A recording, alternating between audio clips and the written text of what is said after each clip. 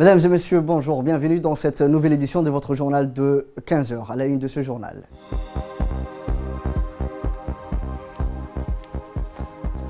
Le lancement d'un séminaire sur la coopération maritime régionale s'est tenu aujourd'hui. Dans l'actualité nationale également, ouverture du marché de Ouéa, présidé par la ministre des Affaires sociales et de solidarité. C'était dans la région de l'intérieur à Arta. Également dans l'actualité internationale, conférence pour tenter de relancer les processus de paix en Libye. Merci si vous nous rejoignez sur Télé Djibouti. Le ministre de l'Équipement et du Transport, M. Moussa Mohamed Ahmed, a donné aujourd'hui le lancement d'un séminaire sur la coopération des affaires maritimes qui s'est tenu ce matin au Centre régional de formation maritime.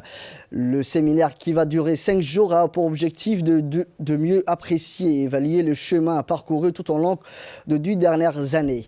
La cérémonie a vu la participation de la ministre somalienne du Transport et Maritime, Mme Mariam Awis Jama, et de représentants de l'Organisation maritime internationale, M. Chris Trelweni, et du directeur des affaires maritimes, M. Ali Mireh Cheikh Daoud, du directrice du Centre régional de formation maritime, Mme Mina Hussein Douali.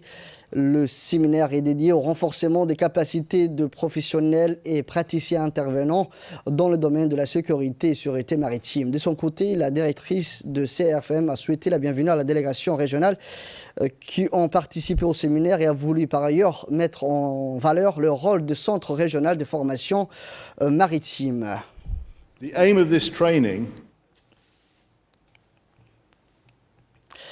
La ministre du Transport et Maritime de la République fédérale de la Somalie, Mme Mariam Awis Jama, s'est dit honorée d'assister à ce séminaire. Je remercie le gouvernement pour l'accueil chaleureuse que vous nous avez réservé, a-t-il indiqué. Djibouti et Somalie partagent de nombreuses relations fraternelles dans tous les domaines. On attend beaucoup de choses de ces séminaires. Elle a remercié également son homologue djiboutien, le ministre du Transport djiboutien. Le ministre du Transport djiboutien, M. Moussa Mohamed Ahmed, a indiqué lors de son intervention que c'est un plaisir pour lui de rencontrer des centaines de jeunes filles et garçons confondus à propos dans le domaine maritime dans le cadre d'un séminaire que Djibouti a été désigné pour organiser. Cela est une opportunité pour le participant de visiter les infrastructures portières de Djibouti dans la même occasion de rencontrer le jeune djiboutien qui travaille d'arrache-pied. Sous la présidence de l'honorable député Abdurrahman Awale Yassine, la commission permanente en charge des affaires étrangères se réunit aujourd'hui en vue d'examiner le projet de loi numéro 73 portant ratification de l'instrument d'amendement de 1986 à la Constitution de l'Organisation internationale du travail. Cette formation de la commission parlementaire s'est déroulée en présence du ministre de la Communication chargé des postes et des télécommunications, M. Radouane Abdullahi Bardon, qui assure l'intérim de son collègue, le ministre du Travail chargé de la réforme de l'administration, M. Ismail Ibrahim Roblé, actuellement en mission officielle à l'étranger. Après un débat instructif et riche sur la pertinence des dits du texte, sur la portée des nouvelles dispositions projetées et sur l'impact attendu de ces dernières, les membres de la Commission des affaires étrangères ont donné leur avis favorable quant à la ratification de l'instrument d'amendement de 1986 à la construction de l'Organisation internationale du travail lors de la prochaine séance publique.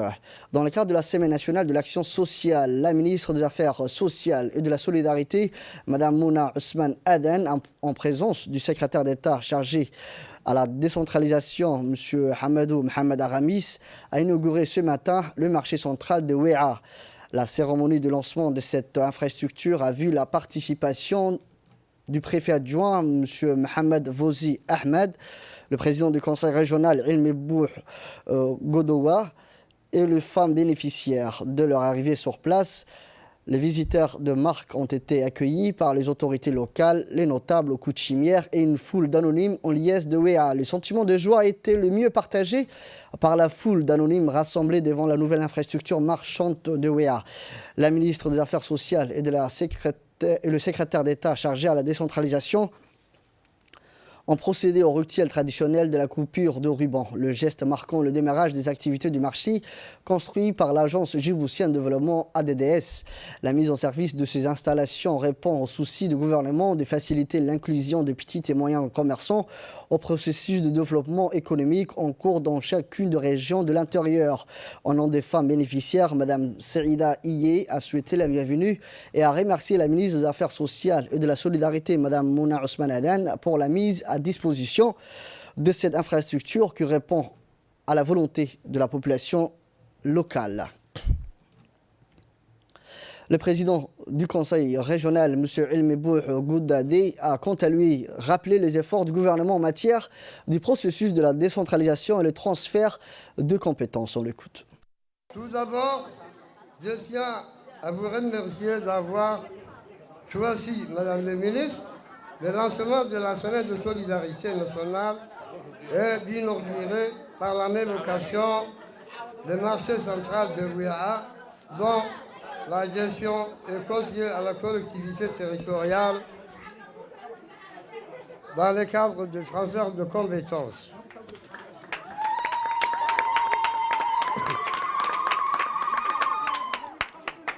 Et puisque nous parlons à la décentralisation, je remercie également le secrétaire d'État en charge de la décentralisation, M. Ahmed Harami, dont sa présence ici s'inscrit la poursuite du chemin de la décentralisation.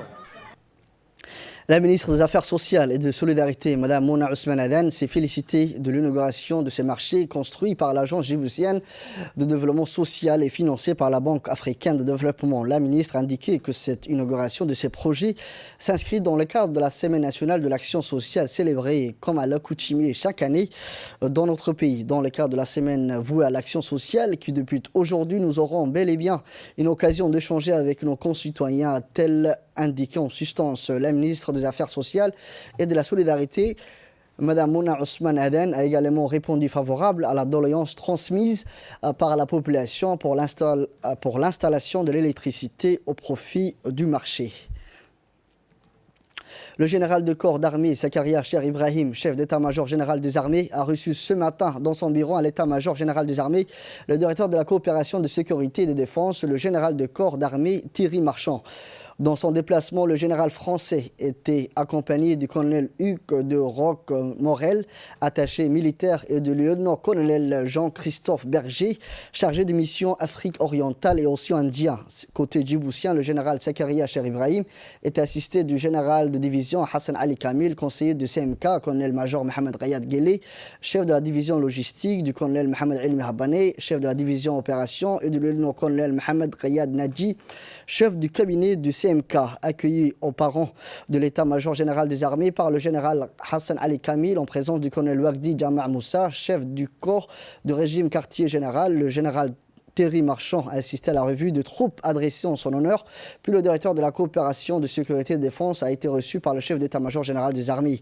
Le général Zakaria Cher Ibrahim, chef d'état-major général des armées, a ouvert la séance en souhaitant la bienvenue au général Thierry Marchand à Djibouti, terre d'échange et de rencontres. Par la suite, le CMK a félicité le général français de sa récente nomination au poste de directeur de la coopération de sécurité et de défense depuis août 2019, tout en lui souhaitant plein de réussite à ces postes importants. Dans son discours, le général Zakaria Cher Ibrahim a souligné que la République de Djibouti partage avec la France des relations de coopération. Ceci est le reflet dans l'excellente relation qu'entretiennent les forces françaises stationnées à Djibouti et les forces armées djiboutiennes. Le général Zakaria Cher Ibrahim a continué dans son intervention que la République de Djibouti, située dans une région tourmentée, a su préserver son unité nationale grâce à la politique éclairée de son Excellence, notre président de la République. La République de Djibouti demeure un modèle de stabilité et poursuit son schéma de développement dans plusieurs domaines. Ainsi, de par sa position géostratégique, Djibouti joue un rôle majeur dans le soutien de la paix et la sécurité dans la sous-région. Un exemple concret est la contribution par le détachement de 2 bataillons d'un effectif de 2000 hommes dans le processus de rétablissement de la paix en Somalie sous la bannière Amisom. De son côté, le général Thierry Marchand, directeur de la coopération de sécurité et de défense, s'est dit honoré de l'accueil chaleureux réservé à son égard. En termes de cette visite, les deux généraux ont échangé des cadeaux et ont procédé à la traditionnelle photo de famille. La garde républicaine tient parole. Le colonel Mohamed Jama' Doualeh, commandant de la garde républicaine, avait souhaité répondre à l'engouement populaire suscité par les bons résultats de l'ICGR Douda au cours de TCM. C'est chose faite de manière concrète puisqu'un nouveau club cycliste partenaire de la garde républicaine est en train de voir le jour. À son initiative, à Alissabié. De la semaine dernière, une première rencontre avait réuni le préfet de la région d'Alissabié, M. Moussa Aden Migani, et également le colonel Abdou Wasser, une délégation de la garde républicaine, pour préparer une grande journée de détection sur place. Dans cette optique, la garde républicaine avait appelé tous les jeunes adolescents de lycéens d'Alissabié, classe de seconde, première et terminale, passionnés de cyclisme et désirés de s'engager dans une pratique sportive visant la compétition, à participer à une grande journée de détection qui s'est tenue samedi dernier entre 8h et 15h sur le plateau sportif d'Alissabié. Cette journée riche en activités et pour l'occasion, toute l'équipe UCGR Douda s'est déplacée à la grande joie de jeunes et de moins jeunes qui ont pu échanger avec nos champions.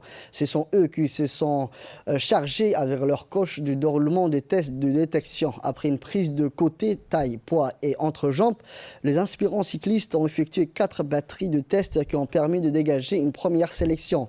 Il s'agissait d'évaluer la détente, la souplesse, la force de bras, l'explosivité et l'endurance. Les présélectionnés ont ensuite effectué des tests spécifiques sur un volet, sur un vélo, un 60 mètres de part arrêté et un 200 mètres de part lancé. Et enfin, une course américaine sur 3200 mètres. Ces travail rigoureux de recherche de talent aux aptitudes élevées a porté ses fruits. Presque 6 coureurs ont été approchés pour intégrer la future équipe. Chez les filles, ce même travail a permis de présélectionner des filles. Le test se poursuivra la semaine prochaine avec le concours de l'entraîneur international cubain d'athlétisme de la garde républicaine. Le colonel Mohamed Jama' Doualeh, commandant de la garde républicaine, fort du succès de l'UCGR Douda, Union cycliste garde républicaine Douda, en dernier tour cycliste international de Madagascar, a décidé d'apporter tout le soutien de son institution dans le développement du cyclisme à Djibouti en parrainant la création d'un nouveau club cycliste à Alissabié. En fin d'après-midi, le coureur de l'ICGR Douda enjoint l'utilité à l'agréable en s'entraînant sur la route somptueuse reliant d'Alissabié à Samo. Ils ont effectué l'aller-retour en un temps canot du 20 heures après une matinée très chargée. Écoutons à présent M. David Lofreta, directeur technique et sportif de l'ICGR Douda.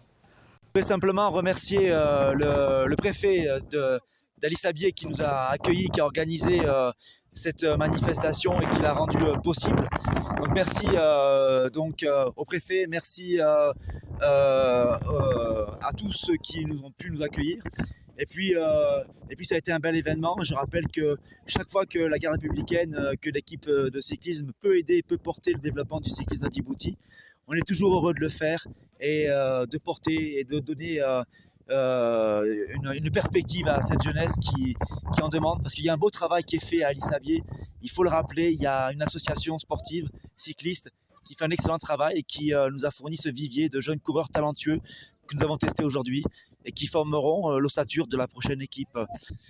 Donc c'était une journée de détection qui a été rendue possible parce que, bien entendu, le colonel de la garde républicaine s'engage auprès du développement du sport à Djibouti, et sans son appui, qui est indéfectible, qui est sans faille, depuis le début de l'aventure des cyclistes, notamment pendant le Tour cycliste de Madagascar, et encore aujourd'hui, on a cette volonté indéfectible de construire le cyclisme à Djibouti et en dehors, dans les districts.